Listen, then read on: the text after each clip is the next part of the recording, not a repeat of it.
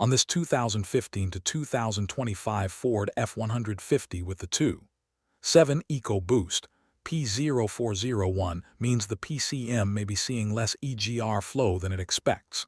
The truck may only have a check engine light, but depending on the condition, it can also have drivability complaints tied to EGR flow. Broadly, the possible fault areas are the DPFE sensor and its hoses, the EGR orifice tube, wiring and connector issues, carbon or water intrusion, and the electric EGR assembly. Start with the basic system checks, and if other codes are present, check what they mean first. Circuit faults get handled before range or performance faults, so you do not chase a flow code with a bad signal circuit still on the truck. With P0401 present, begin at the DPFE side of the system. Key off, disconnect the differential pressure feedback EGR sensor, then key on and check the reference and signal return at connector C1068, pin 3 to pin 2. On the 2.7 EcoBoost, you are looking for 4.5V5, 5V. If that voltage is not there, the path leaves this EGR flow routine, and the reference voltage concern has to be handled before continuing. If the voltage is correct, move on to the DPFE signal circuit checks. Next, key off and disconnect the PCM connector.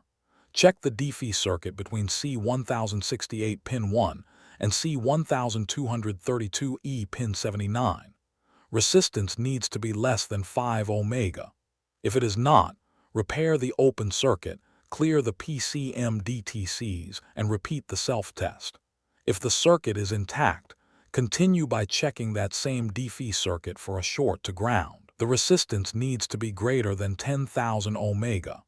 If it is not, repair the short circuit, clear the PCM DTCs, and repeat the self-test. Now check the DPFE circuit for a short to voltage. Key on, measure at C1068 pin 1 as directed by the circuit test. If any voltage is present, repair the short circuit, clear the PCM DTCs, and repeat the self-test.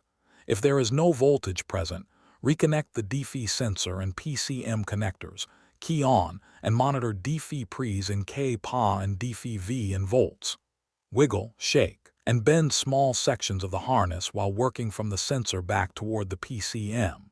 If the readings change or the concern shows up, repair as necessary, clear the PCM DTCs, and repeat the self-test. If the readings stay stable, continue into the EGR pressure hose and orifice inspection. At this point, inspect the upstream and downstream DPFE pressure hose routing. Look for leaks, restrictions, water intrusion, and carbon buildup. Also inspect the DPFE sensor and orifice tube assembly for restriction or damage at the pickup tubes, along with water intrusion and carbon buildup. If water intrusion is the concern, install a new differential pressure feedback EGR sensor and clean the hoses and orifice tube. For other concerns found here, repair as necessary. After the repair, clear the PCM DTCs and repeat the self-test. If the inspection is clean, go to the DPFE sensor output test. Before testing the sensor output, make sure a previous repair did not swap the DPFE hoses onto the wrong ports. Reconnect the pressure hoses to the DPFE sensor. With the key on, monitor DPFE pre's in kPa and DPFE in volts. Record the DPFE PID value with the engine off, then start the engine and record it running. The difference between those two values must be less than 0.75 volts, 0 kPa. Then, with the key on, disconnect the pressure hose closest to the electrical connector and connect a vacuum pump to that sensor port. Apply 2730 kPa 89 in Hg vacuum, hold it for 10 seconds and quickly release it. On the 2.7 EcoBoost with key on and no vacuum applied, the DPFE PID value must be between 1.8 and 2 volts 0 kPa. With vacuum applied, it must increase to greater than 4 volts 14.7 kPa. When vacuum is released, it must drop back to between 1.8 and 2 volts 0 kPa in less than 5 seconds. If the DPFE PID shows a sensor concern, install a new differential pressure feedback EGR sensor, clear the PCM DTCs, and repeat the self-test. If the DPFE sensor passes and P0401 is still the code path, continue to the electric EGR side of the diagnosis. On the electric EGR side, confirm the code path and then check the EGR connector. If this is intermittent, wiggle the harness and connectors while taking measurements.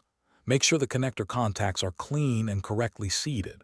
If they are not, repair as necessary, clear the PCM DTCs and repeat the self-test. If the connector is good, key off, disconnect the EGR assembly connector and the PCM connector, then check the EGR circuits for opens. On the 2.7 EcoBoost, measure between C1682 pin 4 and C1232E pin 2, and between C1682 pin 5 and C1232E pin 23. Resistance must be less than 5 ohms. If it is not, repair the open circuit, clear the PCM DTCs and repeat the self-test. If the EGR circuits are not open, check them for a short to ground. Resistance needs to be greater than 10,000 ohms. If it is not, repair the short circuit, clear the PCM DTCs and repeat the self-test. Then check for a short between the EGR circuits themselves, measuring between C1682 pin 4 and C1682 pin 5. Again, resistance needs to be greater than 10,000 ohms. If it is not, repair the short circuit, clear the PCM DTCs and repeat the self-test. Next, key on and check the EGR circuits for a short to voltage. If any voltage is present, repair the short circuit, clear the PCM DTCs and repeat the self-test.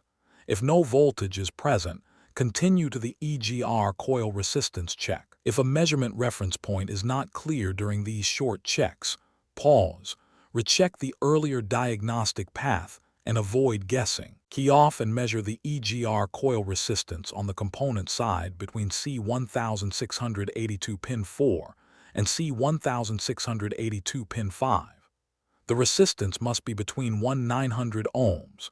If it is outside that range, install a new electric exhaust gas recirculation assembly, clear the PCM DTCs, and repeat the self-test. If the coil resistance is in range, reconnect the EGR assembly connector and PCM connector, then verify whether the concern is still present. If the concern is still present, install a new electric exhaust gas recirculation assembly, clear the PCM DTCs, and repeat the self-test.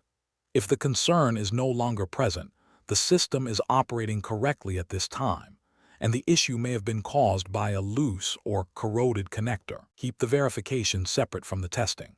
After any wiring repair, sensor repair, hose or orifice cleaning, or component replacement that is supported by the test result, clear the PCM DTCs and repeat the self-test.